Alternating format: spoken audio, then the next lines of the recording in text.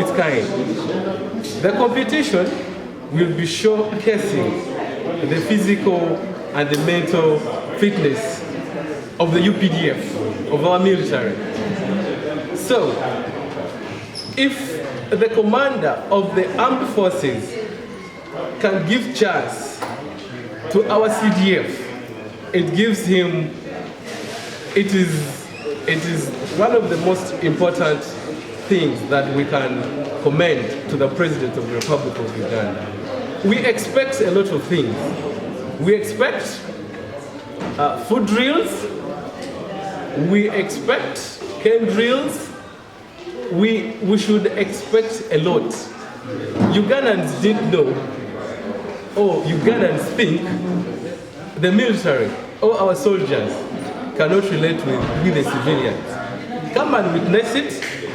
Come and witness the civil-military relationship of the military and with the civilians.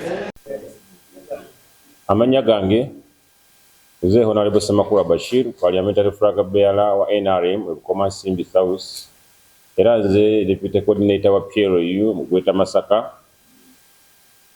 Tuzze wano nga tuzze kubategeeza omukolo ogenda okubeera w'e Kololo nga 13 Mei 2025.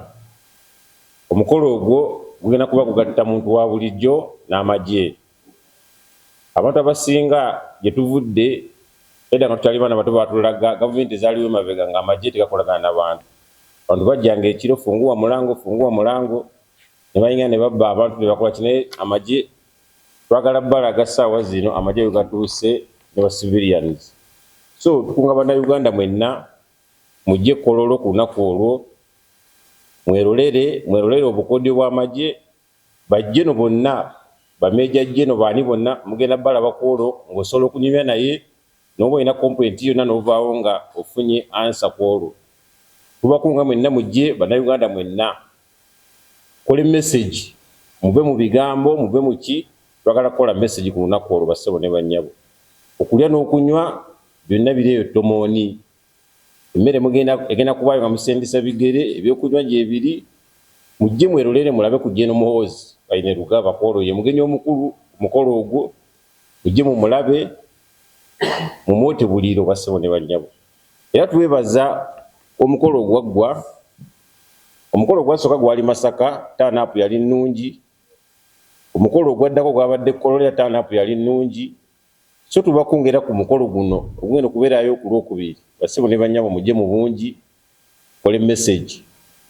Mbakubiriza bannayuganda security ejja kuba gguluggulu tewali gwe bagenda kukwatako tewali gwe bagenda kusunako. Mujje mulabe amagye amatendeke mujje mulabe amagye agatatulugunya bantu mujje mulabe mwerolere. Niyanza nnyo neyanzeke bassebo ne bannyabo mwebala okumpuliriza. Obutonde bw'ensi Jeno Muhoozi butwategeka rani ye eyaliwo emabega kaawe ey'emyaka 51 yasalawo agivugire ku butonde bw'ensi.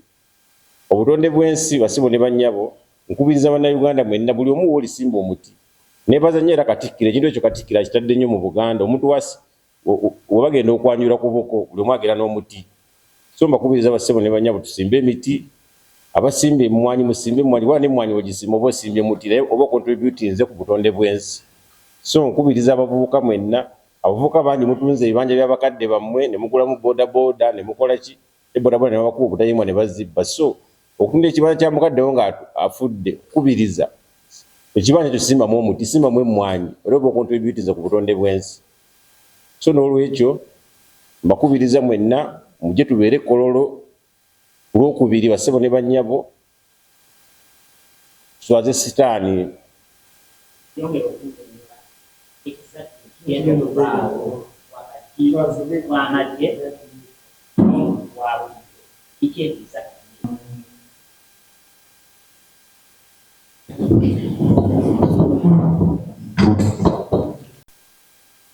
Kugatta muntu civilian n'amagye abantu batya nnyo amagye.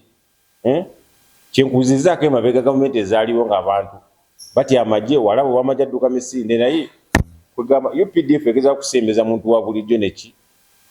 Eyo na effort ya Jeno Muhoozi Kaine Rugaba. Abantu bagenda kubeera awo nga olaba Jeno bujjo gwe badolaba ku mawulire ojja sobola omulaba kulo omusembere omubuuze kyonna kyokola ki bw'onaalaba Meja General ku ssaawa eyo ojja musembera gobadde olaba ewala obanga omulaba ku TV ojja mubuuza ekibuuzo akikuddemu. Ab'amagye bagenda kwolesa obukodyo acrobatic show mujje mulaba ebintu bye tubadde tulaba mu firimu ogenda biraba kuwolo ng'omuntu olaba ow'amagye abuuka n'akka wansi n'avaayo nga si bya firimu nti oba abuuse ku muguwa n'akola ki. So mujje mwerolere bassebo ne bannyabo muve waka mujje tewali gwe bagenda gaana kuyingira basiviriani mwenna mujje tewali gwe bagenda gaana kuyingira buli omu agenda kubeerawo buli kimu akyote buzibu. Oleki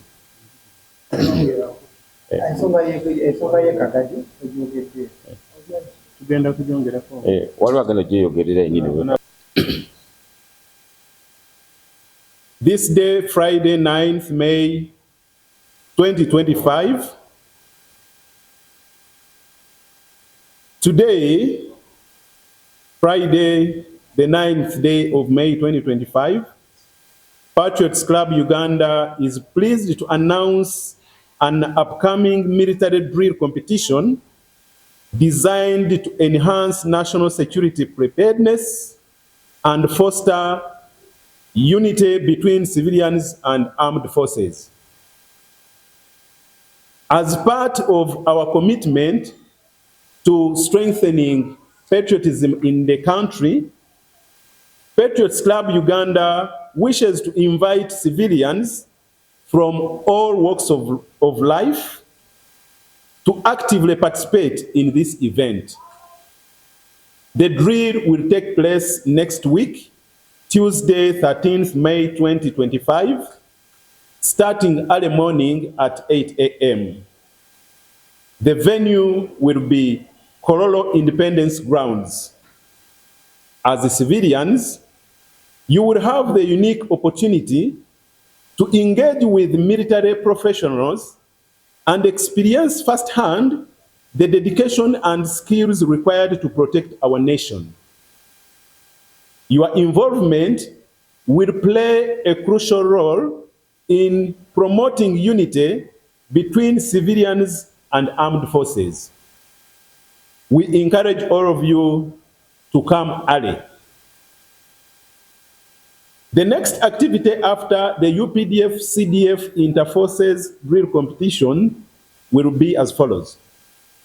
As you are aware, a month ago on Sunday 13th April this year, Patriots Club Uganda rallied Ugandans to participate at the 51st birthday run of General Muhoozi Kainerugaba, who is also known as General MK, who is also known as General MK at Kololo Independence Grounds.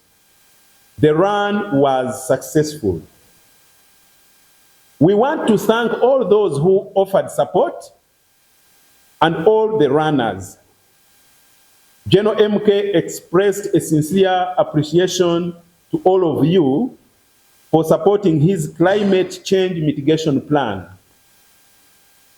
You will recall that the 51st MK birthday run at Kololo also marked official launch of the climate change mitigation plan.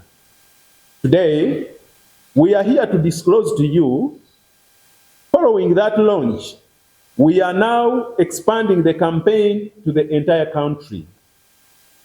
I would like to announce here and now that our next climate change event will be held in Buyaga West constituency in Kagadi district on Sunday, 31st May 2025. General Muhoozi has endorsed it already, and we are working closely with the district as well as our coordinator for Kagadi, Mr. Byarugaba James, who is our Patriots Club coordinator for the area, to have successful planning and execution. We ask all the people of Kagadi and the entire Bunyoro sub-region to turn up in large numbers on that day. This has been read by the Chairman Organizing Committee and also the Chairman Mobilization Committee for the Patriots Club, Bob Kakuru. I thank you so much.